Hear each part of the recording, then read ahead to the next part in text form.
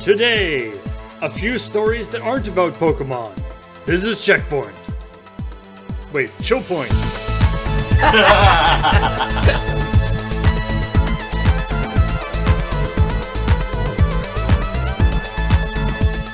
Appropriate delivery. Wait, ChillPoint. No, too late. This overwrites the checkpoint. Yes, I'm afraid no Ian today. He has a job. Yeah. So Yeah. we you got him for checkpoint. we have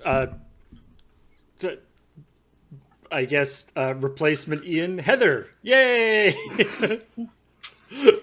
Anime. It's just Yeah. only good anime. Yeah, Gundam only. Gundam. How dare you disgrace Char? Hey, Ian, where But did not Heather Gundam go? Seed. You were just Heather was just here. What was it? It's like no Gundam Wing and no Gundam Seed for that boy. I'm pretty Yeah, sure. it's Pretty it's sure. Gundam's only, no wing, Final Federation.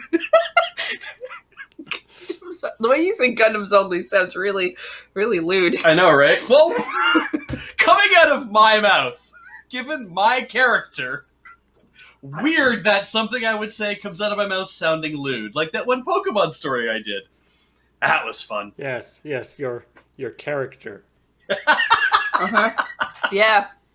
Yeah. You're not doing a character, he said. Jesus. We're doing characters? It's, what that's what we call method acting, I believe. Mm-hmm. I'm deep into it at this point. When did ChillPoint session 0 happen? I was not around for character creation. I've been taken off guard. Could I please know how many D10s I need? There's we haven't even discussed our lines and veils yet, actually. So Oh shoot!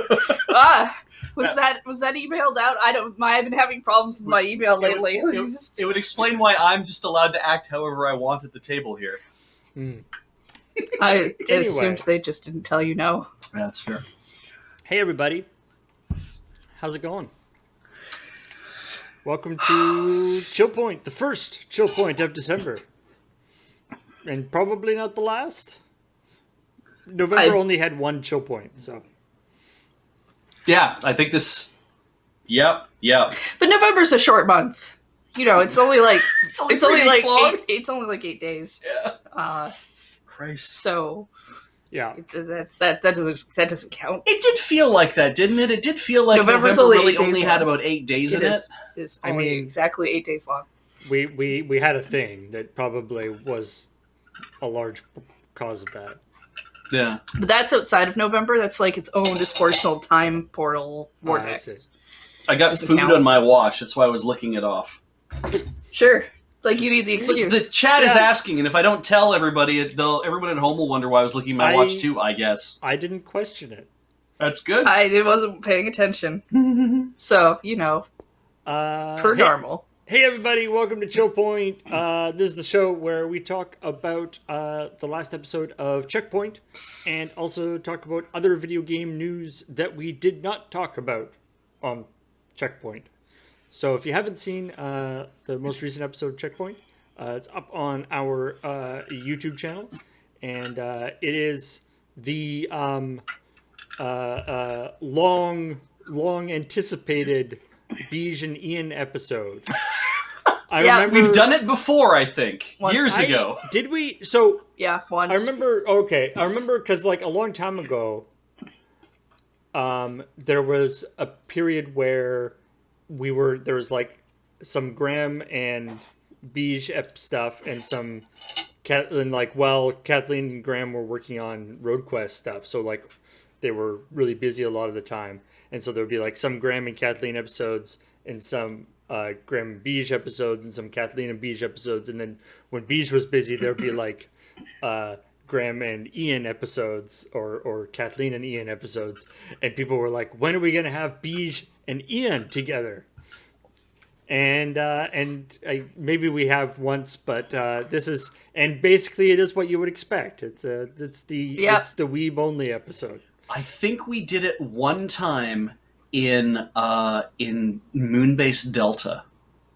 Yeah, I think that's correct. Because I think Could be. Graham and Kathleen were both busy doing something. It was definitely not when... Could have been tabletop deathmatch. I'm not sure, but they were not around for some reason. It was like, I guess it'll be me and who else? And it was like Ian. Okay, good. Yeah, it was before I did the slight edits, so I know I didn't get to edit that one. 327. Yeah, Maricat's in there with the wiki. It's called Tragedy and Cap Comedy. There we go.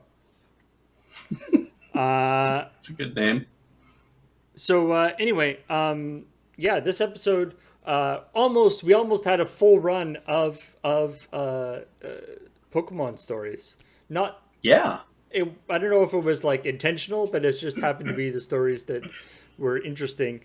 And starting with the voice for Gloria from from Pokemon Sword and Shield, but in fact from Pokemon Masters X. So that's Pokemon Masters X is the cartoon. No. Pokemon no, Master Sex is the mobile game. Right, it's a mobile game. It's a mobile game. And then, she has a voice in the mobile game, but not in Sword and Shield. Yeah, because She was never in the game before, I think. So I think by bringing her from Sword and Shield to the game, they're like, well, time to give her her voice. Yeah, because I don't think I don't recall there actually being a lot of voice acting in Sword and Shield. I don't think there's any at all, yeah. I guess Pokemon has never really been big on the voice acting. I mean, they've been traditionally a portable console game, and yeah, you don't do a ton of that on those. That's why the Pokemon go or just say their name, whatever, make little noises. There's great consternation that she was English as opposed to Scottish when she. Which means that like either the character is Scottish and they got the accent wrong, or the character is English but for some reason is like a super is like a whatever Scotophile. I don't know what the term.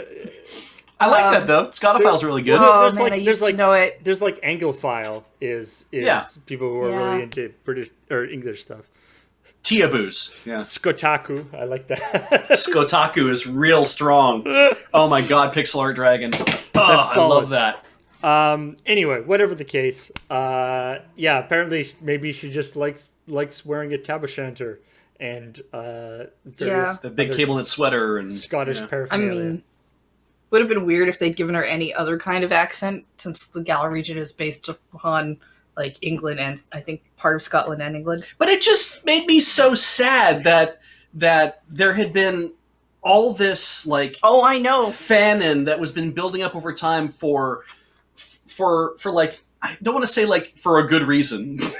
But it was for a very long time, and it was very much establishing of a character, and they could have just given her a Scottish accent and been like, that would still be fun. It doesn't have to be heavy. It could be like Rayla from the Dragon Prince. Rayla, is that her name? Rayna? The elf one. I think it's Rayna. Yeah, Rayna. They could have made it like that. It's like a little softer. It still would have been fun, but instead it's like, no, we'll give her this like pseudo posh feeling English accent and just kind of disappoint everyone. Yeah, they probably wouldn't have given her an accent to match some of the like fan art things that she's saying. Well, she definitely wouldn't be able to say those things. Oh, Myron, you're quite spot on. I'm on the XP share. You know, Beach definitely went into a very long dive into all of the pictures he could find, and I was like, could you maybe find one that didn't have swearing in it for CheckPoint? Since it's no option. Like, not on the Scottish Twitter. Asking them not to say the C word is a stretch. I had to go looking for something that's like, okay, this will be fine. But whew. I was having a miserable night too, and when I started reading all that stuff again, I had a good laugh and like I'm back in the mood for CheckPoint. You do swear in the story, so it's not I do. Like, yeah. I mean, I know he's not gonna like just swear all the time, but there's a difference between having it just like up on a screen the entire time and having an uncontrollable person. The I definitely did not want to use one where they say slag, because I'm like, I don't like that word very much, but nah. I did actually like in the recording that when we were recording it, you ended the story, and then we go to Ian, and he flubbed his first line, and he goes fudge. After you've just been swearing really loudly. He doesn't want to be caught on audio apparently cursing at this point in his life, I suppose. So that's fine. Maybe. So yeah, the next story we have is talking about Uri Geller and about this whole thing with him sort of rescinding his claim on Kadabra, which he didn't have anyway, by the way. Like, he lost his lawsuit 20 years ago, or it was like dismissed. Yeah. And yet, for whatever, I guess because they didn't care that much and they decided just to be safe, they still didn't print the card. It definitely felt like that, because I think it's Media Factory here, because I think they're the ones who are making the game for the Pokemon Company. I don't know why my video just froze, but it's fine. Hopefully people can still hear you. People can still hear you, but that happened before, too. Yeah. I don't know. Anyway, so the hey, so cool. the idea of going to Media Factory and saying, I am upset at the fact that you have based a weird monster on me because the Japanese name, as I've found out, matches my name practically, and it's holding a spoon, which is my shtick, and I am mad about that. And it's like, okay, you're upset that that part of your persona, but also your name, but like this thing is supposed to be based on this. And apparently the story goes that some kids ran up to him because they recognized him. I'm like, kids recognize Uri Geller? Okay, whatever. Run up to him in like Japan and ask him to sign the cards. Back in the day, he was pretty famous. Yeah, but this is 20 years ago. This isn't like the 1970s when he was on Carson, right? Like, a little different, I think. But it's weird to me that it was like, I got so mad about that I said, no, you can't make this weird monster thing based on me. Based on what I've heard of his personality, because honestly, I didn't know this dude existed, I would assume that being angry and mad at a bunch of people all the time is part of his thing. Well, I mean, a lot of people had been angry and mad at him. Yeah. And I can understand the impetus of, I didn't approve this use of a specific part of like my personality in a thing, but also it's not like they took your face and they took like a bunch of other things and they're making like a cartoon character like completely like you and saying, but it's not you. It's like, we took a couple things that's a pop culture reference, because that's what you are now, is you're part of popular culture. But the idea of like, I'm going to take you to court over this, and then losing the case, and Media Factory still being like, you know what? This guy doesn't want to be featured in our game so bad.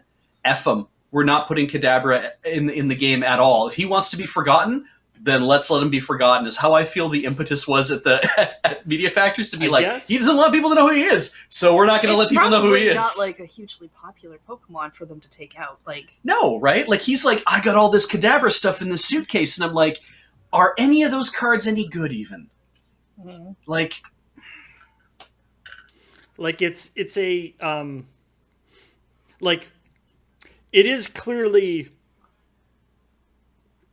like, I think, to be honest, I think he had a pretty good case in the sense that, like, it is clearly his taking the dominant parts of who he is, his sort of pop culture thing.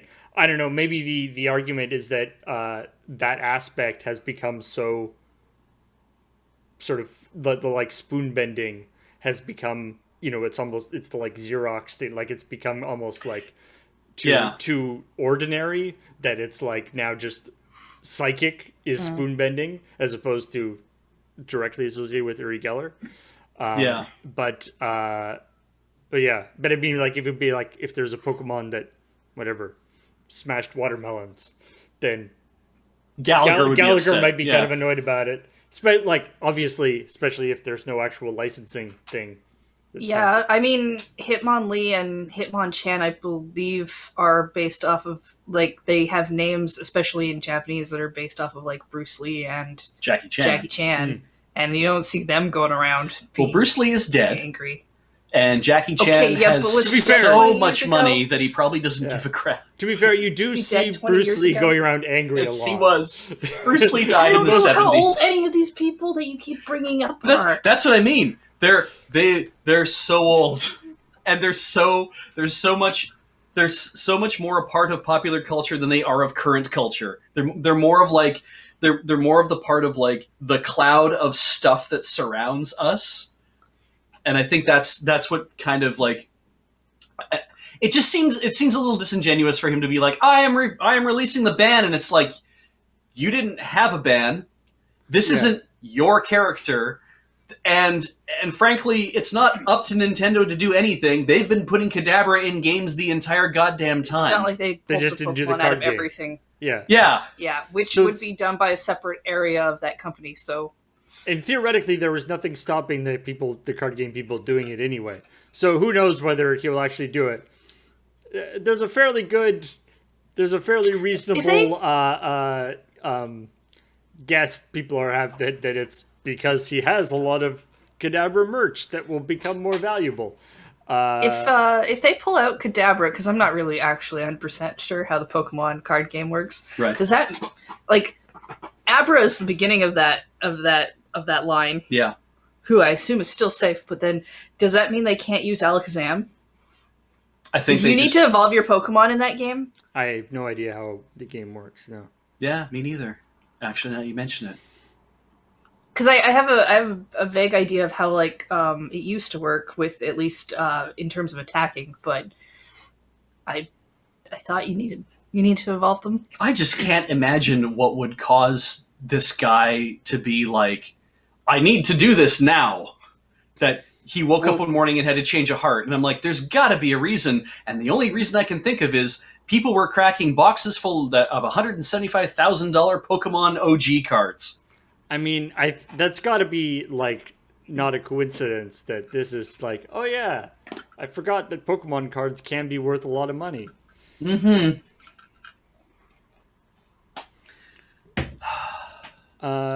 So anyway, Uri Geller, a silly person, and yeah, mostly. I mean, in some ways, I think they talk about that it's a shame that he that he. Oh, you guys are frozen again. What the heck? I That's know, fine. but in such a good way. You just look like you just went to sleep. Yeah. It's all right. Let's keep rolling. It's obviously he and James Randi had a big back and forth because he was doing a lot of debunking about Uri Geller's stuff. Yeah. And I feel like obviously they went back and forth a lot, and there's all sorts of lawsuits and different things. And in some ways, I feel like Randy won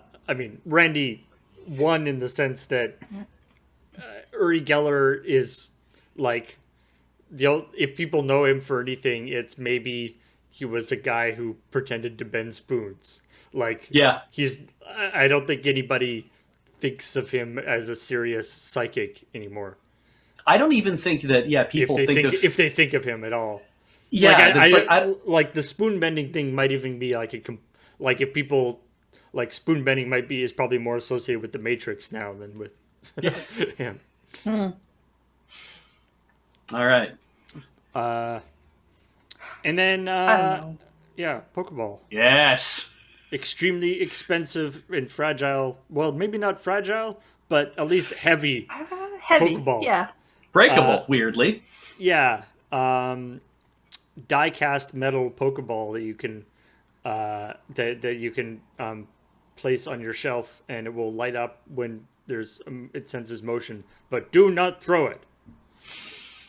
Which I mean, obviously that's silly that it's a thing that is thrown in the game, but it also occurred to me that is there like there's are there Toy has Pokeballs? somebody made a throwable Pokeball like a Pokeball like a I don't know like a Nerf Pokeball or something? I actually think that that Nintendo has made a plastic toy Pokeball that was roughly the right size. You could press the button and it would pop open. Yeah, but I don't think anything that's like, oh, go around throwing this. Like, because Yeah. generally, at the very minimum, they're going to say, please don't throw these at your friends. Yeah. Right? I mean, Like, that's what I was saying. Like in a as much Nerf- as you like can a- throw anything. like a Nerf like- one. Yeah, I don't think they've made like a soft throw. Well, no, no, they have. They've made like, plushy Pokeballs. Plushy Pokeballs. But they don't open is the thing. Like you want Right. if you're trying to play act, you want to have a thing that is like a perfect sphere that when you throw it and it lands on the ground, you want it to crack open on a hinge and like emit light so that it feels like it's doing. This is me never having played Pokemon or done anything, but being like, I want it to be like the Ghostbusters trap. I want it to be something that when you interact with it, that it does a thing kind of autonomously and has sound and light and whatever, so you feel like you're actually playing. And then that when you come along and you'll have to close it yourself probably, or else you'd have to have it on a spring so it opens up for a few seconds and then closes on its own. Yeah. And that would be cool, but that even after a while would also probably break. Well, yeah, I mean, you can go throw things. Yeah, giving a kid a Ground thing is not soft. yeah, like giving a kid a thing to throw, it's like you're just inviting havoc because they don't want to use it outside in a park away from all the other children. They want to hurt people because children are awful. That's, Well, but okay, I think that's you're why- describing. that's the Nerf little- thing, right? They're hedonistic little I bastards. don't think you. No. Have you no, ever kid- caught a Nerf ball in the eye? It hurts to beat hell. Yes, like. Well, maybe no. I'm usually the one on the other end of that, but it's not like you go around wanting to hurt people. You're just having fun and running around, and it's fun, and you're shooting things. Yeah. Like the idea of the consequence of what's happening to the other person's not in the brain. Okay, It's true. So you don't describe that. No, exactly.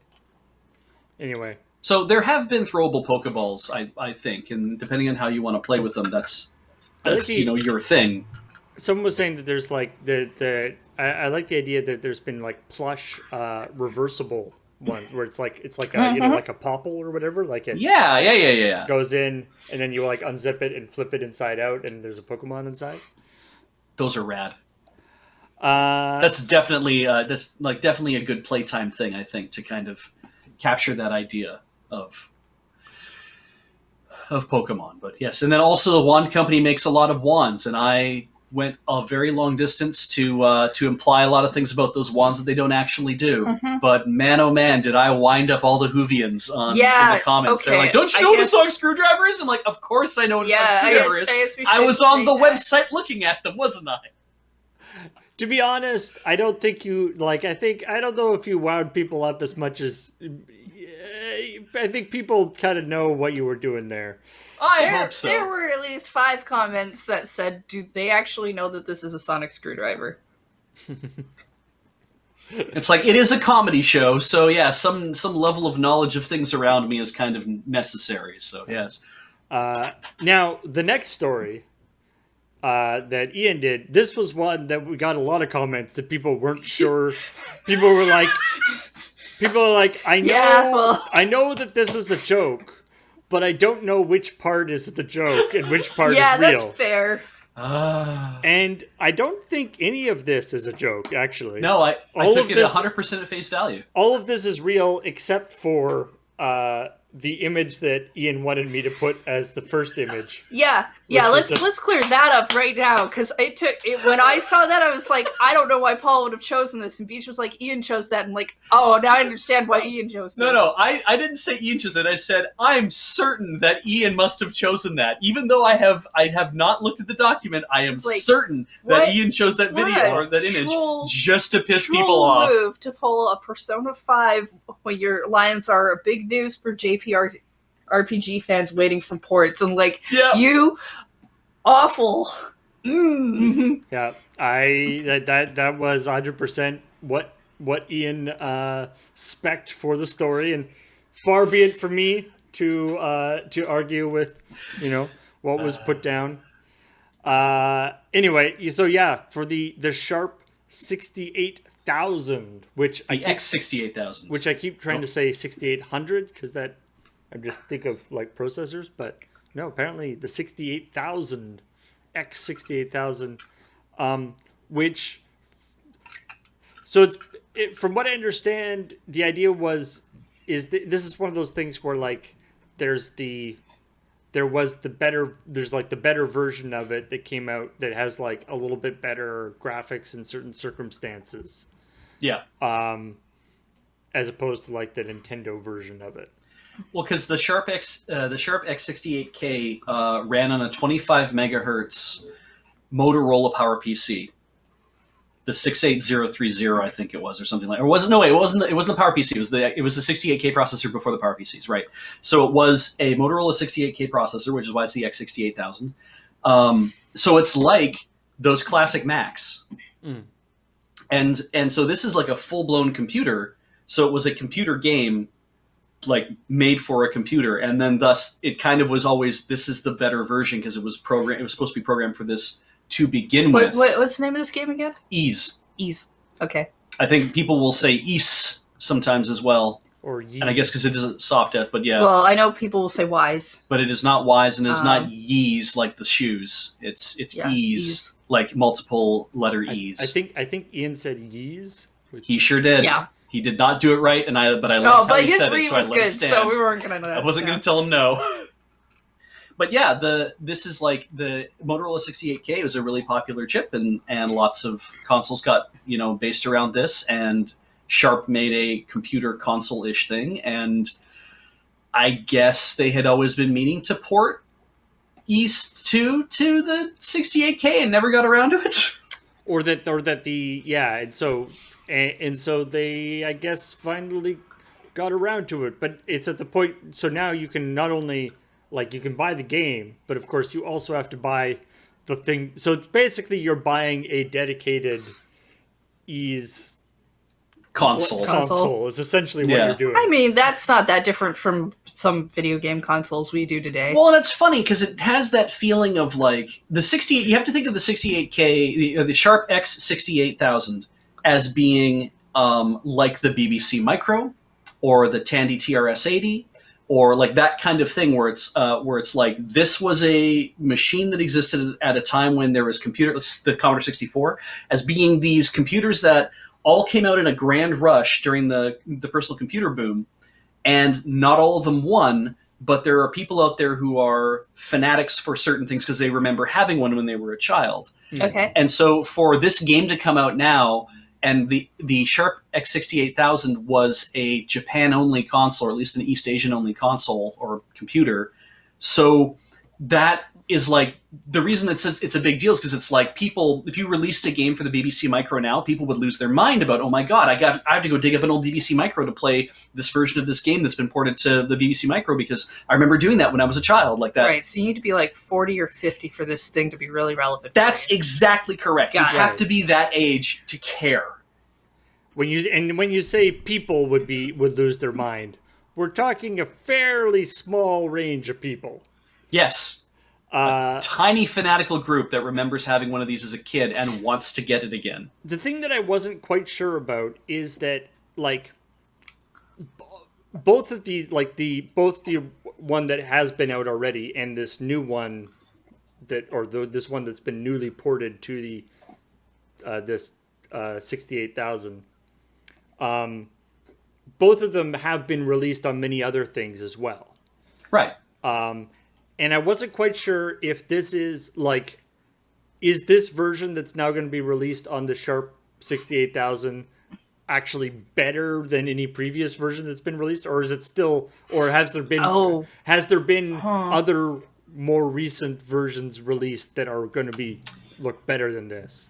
I'm pretty sure that it's not going to be better than the version that came out in the Nintendo DS in like 2008, 2009. Probably not. Yeah. So it's like what this is probably a pork back kind of situation where it's like we want to make sure that this game, it is supposed to be the final chapter. We want to feel like it closes this off. Wouldn't it be fun if we could actually make it for that old time system? Right.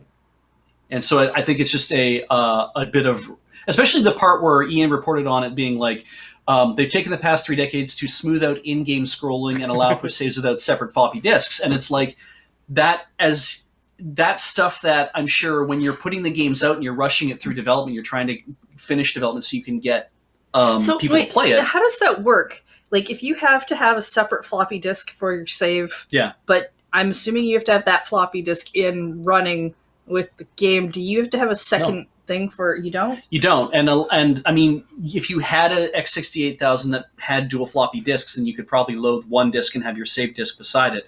But when they would ask you to save a game, what you would do is they would say you would say you want to save, and then be like, okay, please insert save disk. You would pop out the old disk, pop in the new disk. It would save to the disk, and then it would say, please insert game disk, and you pop your save disk out and pop your game disk back in, just like and then the game in RAM for a little. It basically just holds everything in RAM and then dumps it all onto their save floppy. Gee, and I hear about people all the time who don't like to put physical games in the Switch because it's too much hassle to swap out one game. Yes, that's why Wow. at my age, Kids I these have days. so little sympathy for people who get to play video games the way they do.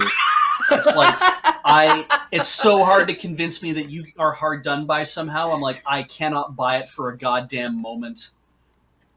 And it's like, that's very old man, get off my lawn. But I'm like, it used to suck. You realize it used to suck real bad. It sometimes sucks in a different way this time, but it doesn't suck in the same way. So Yeah. There are certain aspects of it that are worse, but mostly better. yeah. And then finally, the final story we did on CheckPoint was talking about Super Nintendo World at Universal Studios Japan. Yeah. Which we've talked about at least once before on CheckPoint. Yep. Just because it's kind of a fascinating thing if this like Nintendo bringing Mario into like real life stuff. You know, we were looking at we showed like the cafes and like the weird food that they were going to have in the cafes. The cafe was a separate thing in a separate area. It is just outside. It's like on the way up to, I think. Oh, okay. Yeah, but that was like opening at that point. Right. Yeah, they're talking about like the cafe was like a sneak preview type thing. It's like, the cafes are just outside the main entrance to Super Nintendo World. The cafes are opening in October. You could go there, you could enjoy the cafe and get like the fun stuff, but you can't actually go inside the park yet. And then now they are saying February 4th, 2021, the cafe is opening. And because this is coming up, I didn't get into the. There was a promoted comment on Ars Technica where they were talking about this story about the fact that, hey, this is opening despite COVID. And somebody said, I live like 20 minutes from Universal Studios Japan, and I have been salivating for an opportunity to go to Super Nintendo World. And when I look at the numbers and the elevated COVID transmission rates that have just started to crop up now here in Japan, Yeah, that's not happening. I am not buying a ticket. And I'm like, there's somebody who is like right there who wants to go. And they're like, I know better than to do that. That's a terrible idea. Yeah, It's a tough deal, It is. though. I mean- presumably they were working on this, 5 years ago, right? Yeah. Like they're pretty in it. Well- So this, the timing really sucks for them. Yeah. this was supposed to open up over the summer Yeah. in 2020. Yeah. And a lot of people speculated it was actually supposed to be part of like the big Mario 35th anniversary stuff, where with all the other things as part of those announcements. Right. And that definitely got put off. But I feel like it could get put off again. And I wonder if that's I feel weird about anyone putting dates on anything now. Yeah, and I'm like, but I wonder if that's the reason for the push to say we are going to open February the 4th. It's like everything is technically ready, and we have people that we can use to staff the park. And if we don't do it during the 35th anniversary of Super Mario, then it's going to feel weird. No. They just it's everyone talks about like, oh, what are they going to do for an anniversary thing? And really, I think a lot of companies do the same thing they always do, where they're like, oh, next year's an anniversary. Do we have games going out for that? Is there some other stuff we can pull in for that? Cool. If not, who cares? Yeah. I mean, I think there's also this is just an aspect of like they have to say a date, and probably as they get closer to that date, it'll change. But they have to they want to say a date, so at least people are people are thinking about it anyway. To be honest, and part of it sounds like it's got some cool stuff, but in particular, I was thinking actually, I don't know, they obviously going to the park and everything is highly problematic, but one of the big rides they were talking about was this Mario Kart ride, where you're in your cart and there's you wear AR goggles, so you can see so you can shoot turtle shells at people, and you're on kind of a track and you go around, and I was like, that kind of could, you're by yourself in your cart separated from people, that could kind of work. I mean, to get onto the ride you have to wait in lines and stuff, so it's still not cool, but that ride, the concept for that ride kind of works. Okay, other stories that we didn't talk about, some of which are not Pokemon related, or even Japan related. For instance, Baldur's Gate 3, which is currently in this weird early access sort of preview release that they're doing. And to emphasize that, the next patch that's coming out, which is going to be adding a whole bunch of new stuff, is also going to be incompatible with your previous save games. Which obviously, if they were, if it was an actual game, if it was actually a released game, and they're just the latest update is going to hose all your save games. Yeah. But don't worry. We have a good solution. You can keep playing the old version if you want. And it's weird because Animal Crossing just got an update, and they tell you when you start Animal Crossing, when it's got the new update, it says your save game will have to be updated to work with the latest version. And then we'll do that now. Okay. And it does that, and you're like, hooray, come play the game some more. So when I read the headline to this, I thought it's oh, well, what's the news? You updated the game, and so previous save games won't work with the next patch, so you'll just have to update everyone's save games. But I'm missing something here, aren't I, Paul? They're not going to update everyone's save games, are they? For whatever reason, the new version is incompatible. You'll have to start a new game. Yeah. Hey, that new patch coming out, it's a good time to get on board. God damn.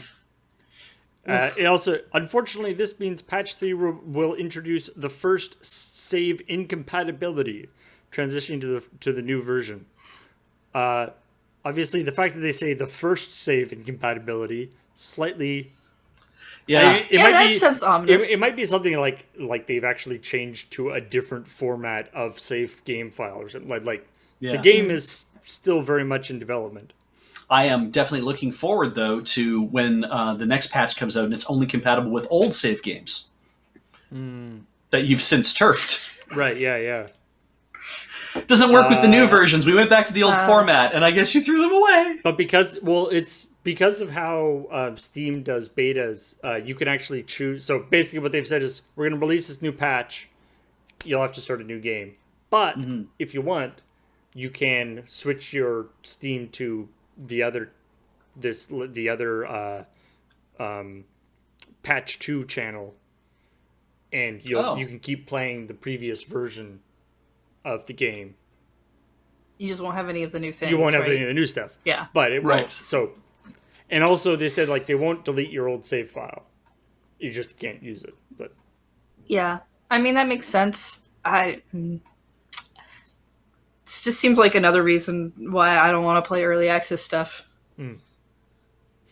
Or beta, whichever. Yeah. I like the games to come out and be done. More, we've touched on him quite a few times, but good old Billy Mitchell. Great. He of King of Kong fame. And has been in an very long ongoing lawsuit with Twin Galaxies, which is the organization that maintains the biggest sort of speedrun leaderboard. Or not just speedruns, not speedruns, I guess, more But high scores. High scores, yeah. Is this the Donkey Kong guy? Yeah. And there's his thing is always, he's been the one that's been kind of like, he's been going after Twin Galaxies because they're like, we're taking your scores up. He's like, you can't do that. Me and the other guy who used to be a part of Twin Galaxies, who always ever put my scores at the top and always threw out everybody else's scores. Like, there's all these things that have been alleged, right? They're like, we've never done that. We didn't do those things. This is defamation. Sue, sue, sue, sue, sue. This is a flip now, isn't it, Paul? It's not. Yeah. So yeah, that's basically what's happened. Is that Twin Galaxies, like after all this has happened, and Twin Galaxies has officially voided his scores. That because for a variety of reasons, it has become clear that the scores that he had, especially in Donkey Kong, were not achieved using the arcade Original board, hardware. the original hardware. They were done in an emulator or something. To be fair, that doesn't and they've been clear about this. That doesn't mean that he was cheating, but it means that he didn't conform to what the score. Yeah, they had a standard of things that they want you to do. And he also alleged that it was the original arcade board, which people figured out that it wasn't due to various.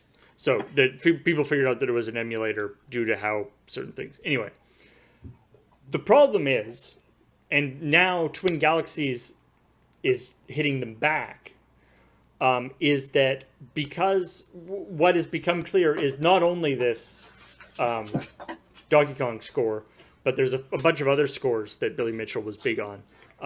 The Pac-Man, the first person to get the top possible score in Pac-Man, which is like the score you get and then the game glitches because they didn't expect anybody to get that high a score. You can only get to, I think it's level 255. Yeah, you get, after that, a thing overflows and you can't play the game anymore.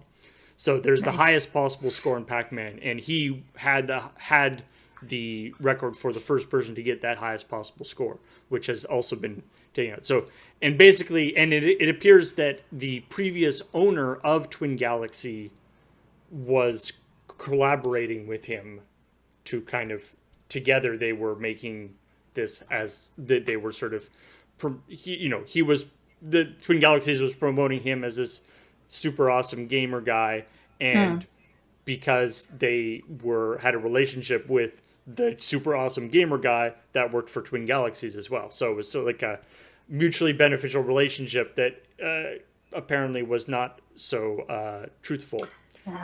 And the problem is, when the people who currently own Twin Galaxies bought Twin Galaxies from this previous person, obviously the majority of the value of Twin Galaxies is their leaderboard and their reputation as having the high scores, like being the resource for high scores in the world.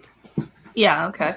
And if those scores are now coming into question, then that means that a bunch of the value that the people who bought this thing paid for was fraudulent, and knowingly fraudulent, which is the key, right? Mistakes you can't get people in trouble with so much, but the idea that the people who sold, so the idea that the previous owners of Twin Galaxies knew that the scores were fraudulent and sold them the company and sold the company under false pretenses. That's a fun kind of fraud. So this has turned into a little video game, in the weird video game high score world, there's this controversy. Oh, isn't it funny? To actually, business or fraud. And we're talking, millions of dollars in terms of actually, selling businesses and stuff. So it's become sort of a much, much more serious, but also kind of less interesting in some ways. It's more serious and also more kind of adult. Dry. Yeah. Dry, I just probably a better way of putting it. Yeah. So anyway, there isn't that much more. Like, this is one of those things that's going to keep coming around, and they'll probably be in 6 months. There might be another update on it, being like, now they're all suing somebody else. Now it turns out somebody else is being sued. Now the monkey from Donkey Kong is being sued for throwing barrels under false pretenses. I don't know.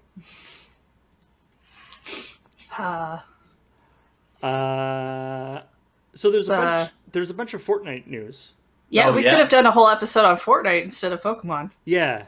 I don't know why we would, but we could have. Now you'll forgive me for my lack of knowledge of Fortnite. Okay, boomer. Because Fortnite is, I'm assuming that if you are somebody who's been playing Fortnite, the fact that there's Fortnite news is not a surprise to you, because it actually is like a big deal that just happened in Fortnite. They did their end of season event, which had everybody fighting. Like, it sounds kind of cool. It sounds pretty neat, actually. Like, everybody like was fighting Galactus, because Fortnite actually has like the full Marvel licenses. So you're basically somebody. I was reading like a full description of it, where it's like you come in and then like Iron Man comes over and is like, "Hey, you need help us with this thing," and then you like get onto the bus that you start the like game in. You know, Oh, yeah, the when battle you're bus, yeah. parachuting down.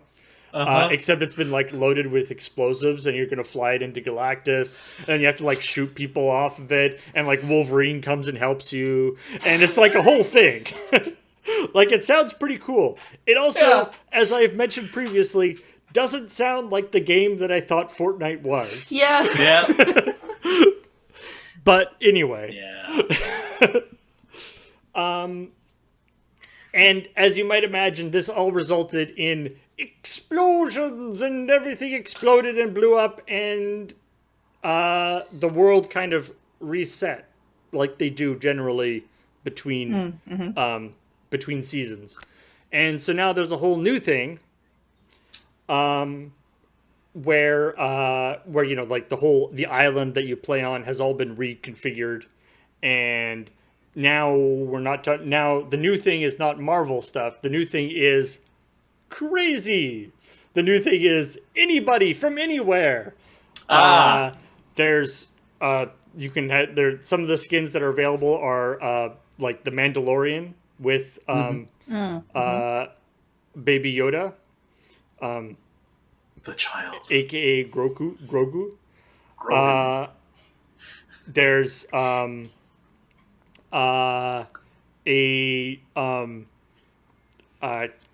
a stack of pancakes with a cowboy hat. It's Good. Okay. Good. Yeah. All right. There's like shell shaded people. There's gladiators. There's basically just like everybody. I don't know that it's. I think the Kratos is there. yeah, Kratos is there, except he's like halfway between like the newer Beardsley Kratos and the older like all tattooed Kratos. Okay, so this is an intersequel. This is a. It's like Yeah. this happened to Kratos between killing all the gods and then having to look after his son. And growing a beard at some point. Maybe this is where he meets his wife. I don't think this is going to be canon for Kratos. Yeah, probably not. So anyway, it's basically I think the conceit of the story is that, you know, stuff is fractured and all new people are showing up for whatever reason. Anyway, it's an excuse to put a bunch of goofy skins in the game. Oh yeah, the one other aspect of that big thing, which was called the Nexus War, where they're fighting Galactus, is that part of the thing to make it awesome is that when you started in it, it plays AC/DC's Demon Fire as you're fighting. Nice. Get Which you is- pumped up, yeah. Yeah, which is awesome. It gets you super pumped up, but also triggers DMCA license crackdowns. I bet that's great on Twitch. Yeah. And all those Twitch Fortnite And streamers. so during like this was like a an event that happened, right? Like it happened at the same time everywhere. And during the event, both Epic and Twitch like tweeted out being like, "Hey, you might want to turn off VODs for this." It's not even the case of like, hey, hold up, we probably fucked you on this, so Wait, sorry. But don't you want to go conspiracy theory on this? Don't you want to be like someone within the company is like, okay, I want to get rid of all Fortnite streamers all at once. The best way to do that is to make sure this one piece of music is right here at this time when everybody's streaming all at the same time because it's a big event. Because it's funny, because if it was me, what I would do is I would build into Fortnite a song that you can't actually hear, but plays ultrasonically, so that when you upload it, the VOD to the thing, the content ID comes down, detects that song is playing in the background, even though it can't be heard by the human ear, and then you get dinged for no goddamn reason, which is, I'm assuming, but what happens to all of our videos in the first place. Well, yes, but if you make it ultrasonic, then you don't have like that deniability of like, oh no, I just thought this song was cool, because if you put it in there and it's actually in there and everyone's aware of it. Yeah. And I mean, you think with the kind of money Epic throws around, they could be like, "Hey, AC/DC, this is happening. We want to buy we're not just going to buy a license for your song to put in the game. We're buying a license to go against Twitch and YouTube so that if it's playing anywhere, you can't claim it." Like, they've already bought the license for the game. Presumably that's like the big expense. Adding on that little rider of also in Twitch. Just don't DMCA is I think all they need. They don't even need to make it a thing of like, if we detect this song, if it shows up on YouTube, you can't like claim the ad revenue for it. Like, yeah. Anyway. Yeah. So that probably wasn't like super well thought out, but there it is. Oh, I'm willing to bet it wasn't. It was probably not even, because some of this stuff gets planned out in advance, and if you've already cleared these things, you're probably not thinking about the change in climate over Twitch necessarily. But I mean, it's not even like, I mean, yeah, sure, there's been a change. Twitch has been cracking down more, but even before, it was still violating the copyright thing. People just didn't care as much, or they weren't enforcing it as much. But you think Epic company, you know that your game is like the number 1, 2, or 3, or 4, depending on the day, streamed game. Like, that's the fact that Fortnite is so high on the streaming charts is part of the reason why Fortnite is so successful as a franchise, as a game.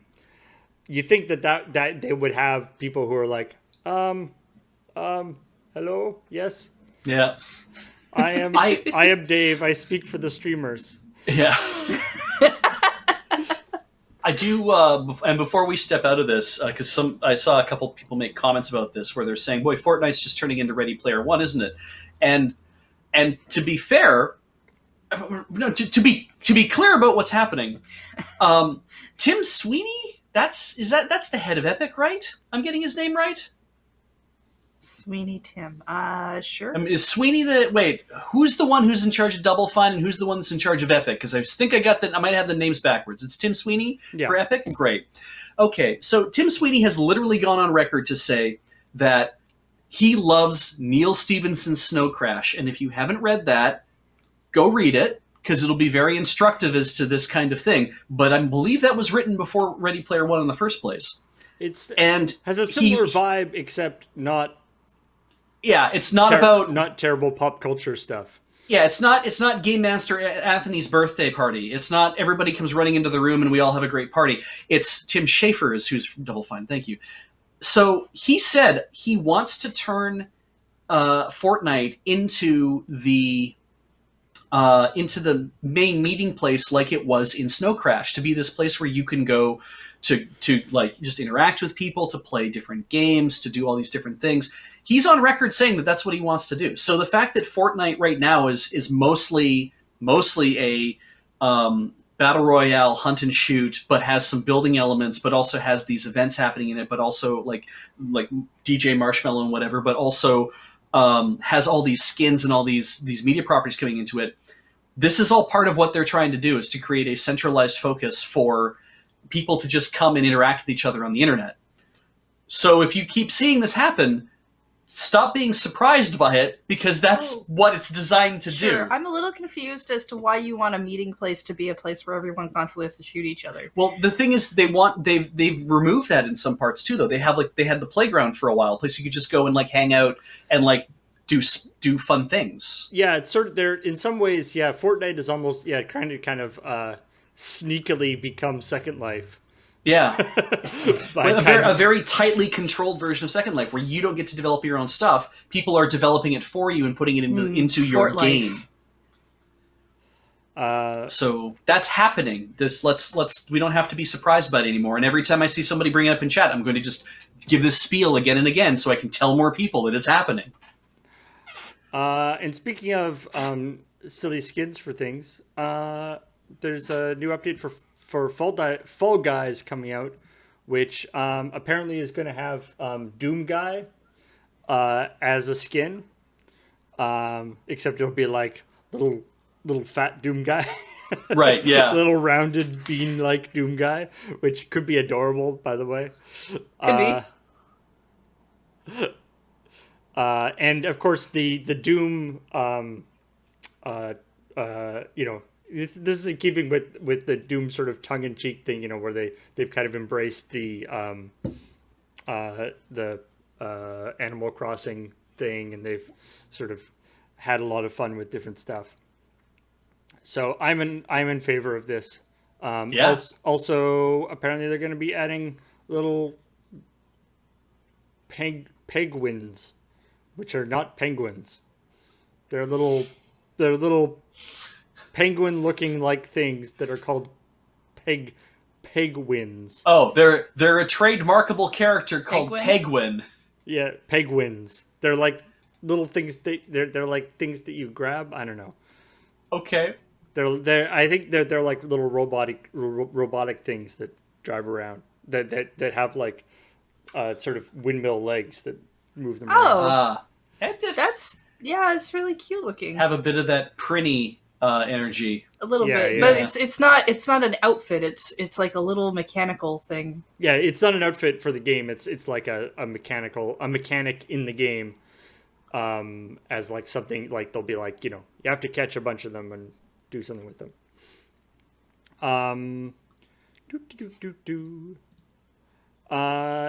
Now you can play Destiny in Dungeons and Dragons, or you can play like pen and paper Destiny. Ah, good. Okay. Could they stop you before? Well, there wasn't a thing that was like all set up for it. Okay. Someone went and wrote a thing. People have designed a whole like system. Pen and paper RPG. It's based on 5th edition. Oh, like D&D okay. 5th edition. That's why like it is actually Dungeons and Dragons, but all new character classes, all new like it's basically like a full conversion of D&D 5th edition into the Destiny world, which seems like it was a lot of work. Oh, I bet. And there's currently just the player's handbook, but there'll be multiple books. Oh, I assume so, because otherwise I don't know how else you get microtransactions in for your shaders. They're kind of just stuff as it's in progress. It's currently available to download for free, but this is not official, by the way. No, God no. Because you can do that. You're allowed to do that with 5th edition, is my understanding. Is you can do a lot of like fan-based modifications and enhancements as long as you're not selling anything. I was under the impression. Yeah, I don't know quite what the licensing. I don't know if this is like an actual like official license thing. Yeah. Because 5th edition does have a licensing program. I don't know if this is actually part of that, but it's weird for me to think about this because given the loot reward cycle that exists in Destiny that I've seen when people are playing, that makes me, when I think about Destiny being part of a Dungeons and Dragons style thing, I'm like, that's what I wanted the loot reward cycle to be in Dungeons and Dragons. Oh, or you like bop some monsters and then they drop like They explode into coins and a magic sword. Every single one that I hit. That's what I want to have happen. I mean, in a lot of ways, though, that the kind of the sort of looter shooter is kind of like the mentality of it is kind of based in that old school D&D RPG kind of, kick down the door, fight the monsters, get the treasure thing. So it makes sense. But what's interesting is fifth edition kind of deliberately went away from that and really cut down the power level and reduced player rewards. So who knows? Maybe they've like massively upped the power level. Yes, Beach. Wait, you should try Borderlands. Yeah. If you want some loot. Do you interpret games as like when you get rid of a thing, it just explodes into those things? Like those things didn't exist on the person of those monsters? If the game I am playing is not like an 8-second dopamine hit, I'm probably not enjoying it. Sure, but I'm asking you specifically, when you blow up a monster, it did not have those items before, it just blew up and turned into them. Yeah, is what you're expecting. Because I've always been like, oh, I destroyed a monster, time to take its wallet. It's enemy alchemy is what it is. It's the process of, as Laserbeak's Fury put it, equivalent exchange. Why did this swarm of bees have a chainmail vest? Yeah. They thought it might be useful for something. They were holding it for a friend. That swarm of bees, upon being defeated, rearranged their molecules into a chainmail vest. Yeah. Beach is suggesting that all of these things become a different thing specifically that never existed. Whereas I think I'm suggesting we are looting and pillaging. Yeah. And now people are questioning my thing. Did Beach not enjoy Shadowrun then? No, I loved the Shadowrun games. They were like all sorts of other things I love about video games. But I just bought and then played Toe Jam and Earl Back into the Groove. And there is a whole thing about walk around and shake trees and money might fall out or presents. And then you'll have presents that have question marks and then you'll open them and things will happen. And I'm like, God, this is the best. This is like, I'm shaking trees and stuff. I'm like, it's like Animal Crossing Pocket Camp, but I'm not paying money to make it happen anymore. It only happens the one time. Man, I mean, theoretically, if you go around the real world and shake enough trees, eventually some cool stuff might fall out. Squirrels, nuts. Yeah. If you call the squirrel attacking your face a present, then you're in luck. Mm-hmm. Oh, free eggs! You just gotta, like, when you shake that tree and the bee's nest falls out, you gotta make sure you have your net equipped so that you can catch them right away and then they can't sting you. Catch an entire swarm with one mighty swipe of my net. Or you gotta run to the nearest house. Yeah. And nobody keeps their doors locked. No. Has anybody played the Sunless Sea, Sunless Skies games? These were games that came out over the last couple of years. Kind of really, I haven't played them myself, but I've sort of seen them, and they both take place. There's sort of the world that they both take place in is called the Fallen London universe, which is apparently about how London has been stolen by bats. Okay, I'm here for this. And taken underground. Mm-hmm. Mm-hmm. Taken underground. Yes. I mean, if I were a bat, I wouldn't want to be overworld. No. And so the games tend to be quite heavily story focused, but then with gameplay elements. Anyway, there's a new game by the company which is called Fail Better. Is coming out called Mask of the Rose, which is actually just a straight up romantic visual novel set in the same world that they've created. Neat. Set a few months after Queen Victoria made a pact with a group of alien space bats to bring her husband back to life. She's like, you can have all of London, just bring him back. I don't give a shit about this place. It's a cesspool anyway. Yeah. If you're a fan of the Fallen London universe, Mask of the Rose offers a glimpse into events we have never shown before as part of a more personal story. You'll get to explore the origins of beloved characters and institutions, as well as encounter brand new mysteries. And also, you know, kiss people, presumably. Mm-hmm. Make kissing Underground smooching. Yes. That depends. I've played some romance games where they really edge you out on that. It's No how can it be a romance game with no smooching? well, it's You'd be Victoria. surprised. Victorian, Times where nobody knows how to have any sex. Clearly, nobody Oh. ever had Like, premarital if you- sex in Victorian if England. you fully succeed and max out the your relationship, then you get to see some ankle, perhaps. Nice. So anyway, this is up for Kickstarter, I think. I think that's what's going on, right? It's not that they're just releasing it. Yes, It's not really that. This is This they've is actually Kickstarter. they've actually kickstarted all of the or a lot of the games in their series. So they've just announced the game is going to be a thing, and they're going to start a Kickstarter. Looks like in February, so in a while. But if it's something that you might be interested in, then be on the lookout for that. There's a trailer and stuff already. Yeah, I might check that out. That looks neat. I just from like the little bit I've seen of especially the Sunless Seas game, it's one of those games where like super, really atmospheric, and you're like you're not under. It's like you're a little boat like going under the water, zooming around different places under water, and of course there's scary things underneath the water that you have to. I mean, have you seen what lurks in the actual oceans? There are scary things just in the water. Oh man, On some vampire manta rays, those exist. That's a real thing. We called them. Mm-hmm.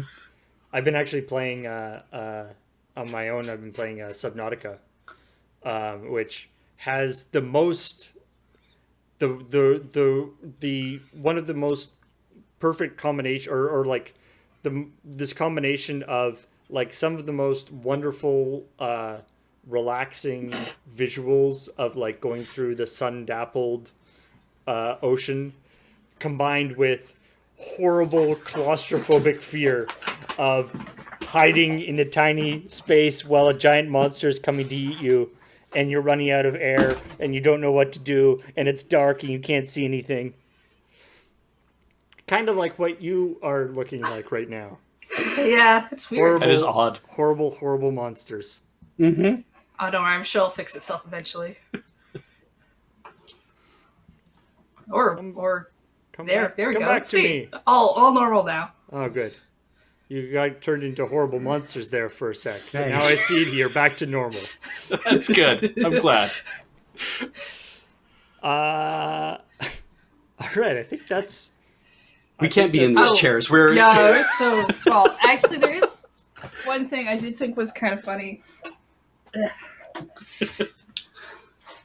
Because Ian Ever had Heather and Bees just walk through your head? Ian chose that image for that clearly comes from Persona 5 and talked about ports. They did announce that Persona Strikers Was that the soccer game? What? is Persona Scramble 5, but I believe they're calling it Persona Strikers over here, is coming out in February. That's the Warriors game version. Oh, the Muso. Yeah. Muso. Wow. Okay. They finally Wow. gave it a date for a Western release. So Ian's troll actually kind of turned out to be true.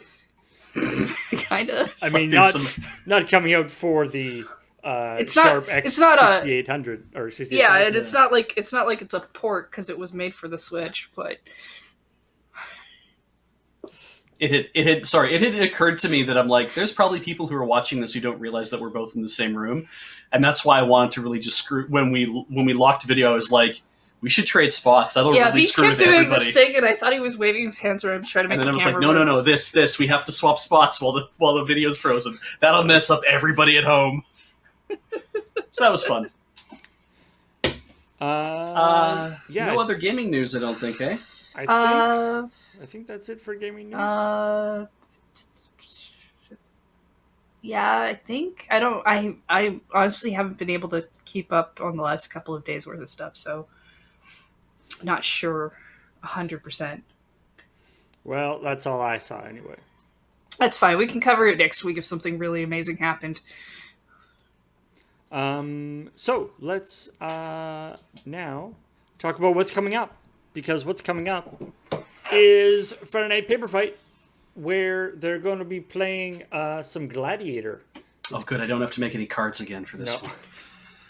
It's going to be Kathleen and Serge and Ben Wheeler and Adam, I believe, are going to be playing Gladiator, which is a super neat Magic Arena singleton format, kind of a Highlander but on Arena that people are really digging.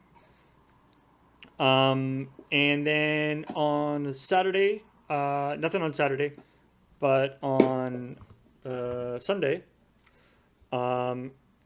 Adam is going to be... That says Saturday on it. Oh, okay. Apparently it will be on Saturday. Right, of course. All right. On Saturday. This has changed since last time I looked at it. On Saturday, Adam is going to be starting Demon's Souls. Yeah, Nice. This is the new version, I believe, the update. Yeah, I believe he's gonna get to be the first one at the office to touch that PS5 and play a game on it. That's cool. Excitement. And then in Rhythm Cafe, No Straight Roads, which I noticed started with a long straight road. Yeah, also an incredibly long hallway for a group of people who need to go get on stage right away. I'm not sure I understand Long the walk logistics. across We the also arena. had to It's do like- it a couple of times because we managed to glitch ourselves out of the tutorial. I think at the time I said that they didn't have the HUD on, but there's a comment that suggests that Ian may have accidentally turned the HUD off in the options before we went to the thing, which is what caused the glitch in the first place. Nah, Or some, So, that was. you know. I thought that was very funny. That it's just like, did you know you can crash the tutorial? Eh. It's like that scene from Spinal Tap where they're trying to figure out how to get onto stage and keep like opening random doors and be like, "Hey, oh damn!" How's it been? Actually, No Straight Roads. It's Once you got past the tutorial, so far. It's hard to tell because I wasn't the one who got to play. Ian was the one that was in the office for this one. Right. So I don't know how I feel about the controls. They look a little clunky, maybe, but the story is a lot of fun. It's really goofy, and good. I definitely felt a lot more interested in it once we hit the second boss area and we started to do what felt like a little bit more of an interesting level design, even though it was long. Nice. cool. We fought a mermaid idol who was a computerized idol who then turned into a fish with legs. It was great. Oh, one of those reverse mermaids. Oh man, I've been watching Kibo. Kipo. Kipo. Oh, Kipo? In the Age of Wonder Beasts. Yeah, it's so good. yeah. But I just saw an episode where there's a K-pop group of narwhals I knew you were gonna say that. that are. Yeah, they're so great. I love their interpretation of all these different animals. They're just being like, and the very sort of matter of fact interpretation of animals, where it's like, yes, of course, cats are, you know. Oh, lover cats? Yeah, cats are specialize in axes and chop trees into intricate patterns. Of course, all snakes are rock musicians. Gods. Yeah. Of course. Yeah. All dolphins are Korean or whatever. Yeah. All wolves are astronomy Intellectuals. astronomy aficionados. Yeah. It's a wonderful. It's on Netflix if you check it out. I highly Yeah, recommend. they've. It's a fun. It's just a fun cartoon. There's like songs in almost every episode. It's 3 seasons long, and it's they're done their story. So, like, if you want a thing from start to finish, it all there. Man, in the we have to go deeper. That they're playing on Wednesday. The narwhals in that are not friendly. In fact, nothing in that game is friendly. That makes the game easier then, right? You know what to trust. Nothing. Yeah. Everything in that game, and everything is not only deadly, but also like more horrible than you think it will be. Yeah, that sounds like what would happen in a game called that. You get attacked. There's like it's like a penguin runs into your ship, and you're like, oh, there's a penguin. It's like, oh no, a penguin got on the ship. That's not so bad. And then you see the penguin on the ship, and you're like, evil penguin, horrible penguin. Weird, creepy, disturbing penguin. Anyway, check out the stream of that because it was very funny. Yeah. Also, right. The other thing you should check out is Dice Friends on Monday. We are going to be starting with session 1 of Not a Drop to Drink. We saw session 0 where they all made their characters last week. Yeah, super, super neat. Great job with this whole thing, Heather. Mm-hmm. Your character, your character turned out super cool. Did she? I don't know. Nobody's heard what she acts like now. We just know various things about her. Was that session 0? Was the only one that's gone up so far? Yeah. Okay, cool. So the game begins now. Well, because session 1, we still kind of do a little bit of session 0 at the beginning because we needed to introduce our characters and finalize a couple of details. Yeah. The majority of it is a game, though. Mm-hmm. I can't remember what parts happened in what episodes, and my brain's just like, oh yeah, that happened. Was that in episode 1? Oh, I'm gonna have to watch and find out. It was not recorded in multiple sessions. Like the whole game was recorded over the course of a very short period of time. Yeah, we took breaks between sessions. Yeah. But that can let things kind of smear together. Right? The session 0 is a lot of fun to watch, I think, just because it's a lot of Jacob talking because he's the one who has to guide us through mechanics of the game and how some stuff goes, and then we all start to collaborate on like what kinds of things do we want our characters to do, which don't necessarily translate into episode 1 because we're still feeling stuff out, but you can tell Jacob loves vampire with a passion of being one, I think. So it's worth watching. Yeah, and I mean, and there's been tons and tons of comments in the on the YouTube, but people saying that they want to they're want to show this to their to other DMs and to their play group and stuff, just as even if you're not playing vampire, just as an example of a sort of session 0, the kinds of things that you can talk about and stuff. So yeah, I think it was Jacob was very adamant that we film and record and present the session 0, and it was a great idea for this, and for vampire in particular, but just in general. So that's going to be on Monday, so be sure to check that out. And then on Tuesday, we're into Mine O'Clock, and then Talking Sim, where they'll be playing something. I don't know if they finished Sherlock Holmes. Holmes and the tons Devil's and tons Daughter? of different games. Apparently, it's like Sherlock Holmes with a bunch of games inside. Sherlock Holmes and the shovelware.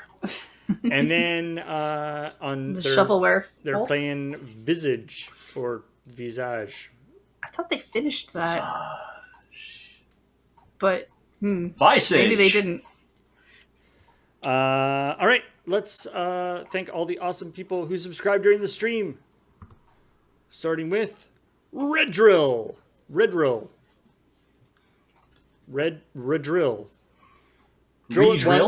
it once and then re-drill it. Okay. Welcome to the channel. Thank you. Welcome to the channel. Bronze Finger, 81 months. Hey. Hovering Halibut returns for 26 months. Welcome back. Uh, TSC Cerberus. Cerberus. No, Cerberus. Yes, Cerberus. TCS Cerberus. Razok, also 81 months. Hey, welcome back. Scottophile got this gift from the Maricat. Welcome, Scottophile, and thank you, the Maricat. Shattered Shamrock. Perhaps a Scottophile. Wait, no. Not. Wait. Shamrock isn't Scottish. It's Irish. 32 months. Thank you very much. I apologize for getting the Shamrock connection wrong. Dantargan. Yeah. Yeah, 79 months. There's a lot of months in existence. Hoplon 42, who's been here for 7 months. Welcome back. Pun Spectre for 40 months. Doing a very difficult job, but those puns have to be inspected. Who knows what'll You gotta happen check there. them for quality. You know, and like the drunk owl stays up late at night for those 21 months. Gotta just be there. Eggmoji has been here 27 months. That's a perfect cube. Welcome back. The Mate for 34 months. Thank you. Thermos for 60 months. Yeah, I was gonna make a joke, but I forgot it. The Glyphid Gospel got that gift from the Maricat. So welcome to the channel, and thank you, the Maricat. Red Shoes Jeff for 34 months. Thank you very much. Ghost User 1984 has been around for 22 months. I don't know. Is that like a ghostwriter? Just somebody who like uses the computer that's not you. That's a hacker. Behind 7 proxies. Muscle Wizard 123 has been here for 44 months. Welcome back. Rivolo Magnifico is a new subscriber. Fun to say. Rivolo Magnifico. It's good to see all the new subscribers. Yeah. Ilaro 56 for 38 months. Welcome back. And welcome back, Gap Filler, who's been here 14 months. Elysium 21 for 13 months. Thank you very much. Beyond Decay. Moo. Moo? Yeah. What, is there no N in there? Muon. Muon? Yeah, muon decay. Muon Decay? A muon What's muon? is a elementary particle, like a gluon or a proton or an electron or a neutron. gluon. Yeah, gluon. You Nah, know, you're muon. pulling my leg. A gluon? Muons are they're subatomic. No, gluon Yeah. is a real Huh. thing. Yeah. Okay, I'm willing to trust Paul.